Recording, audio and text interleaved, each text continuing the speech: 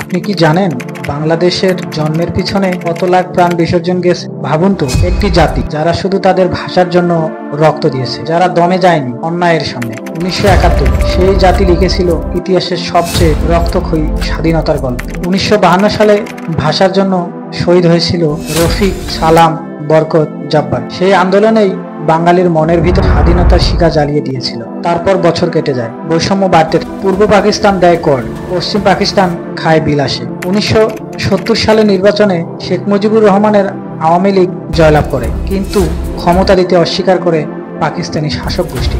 7ই March ঢাকার racecourse ময়দানে বঙ্গবন্ধুর বজ্রকণ্ঠ ঘোষণা, এবারের সংগ্রাম আমাদের মুক্তির সংগ্রাম, এবারের সংগ্রাম স্বাধীনতার সংগ্রাম। 25 মার্চ 1971 অপারেশন সার্চলাইট, ঢাকার রাস্তায় আগুন, চারিদিকে গুলি, পাকিস্তানি সেনারা হত্যা করলো হাজারো নিরীহ মানুষ। সেই রাতেই শুরু হয় মুক্তিযুদ্ধ।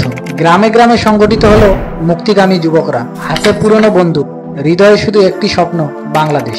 ভারতের সহায়তায় প্রশিক্ষিত হয় মুক্তিবাহিনী, রণাঙ্গনে শুরু হয় গেরিলা হামলা, পাকিস্তানি সেনাদের ঘুম কেড়ে নেয় বীর বাঙালি। 16 ডিসেম্বর 1971 ঢাকার রেসকোর্স ময়দানে পাকিস্তানি সেনাদের আত্মসমর্পণ, মুক্তির পতাকা উঠল লাল সবুজের আকাশে। বাংলাদেশের মুক্তিযুদ্ধ এটা শুধু স্বাধীনতার গল্প নয়, এটা অন্যায়ের বিরুদ্ধে দাঁড়ানোর অদম্য সাহসের প্রতীক। সেই ত্যাগ ভুলে যাওয়া মানে নিজেদের ভুলে যাওয়া।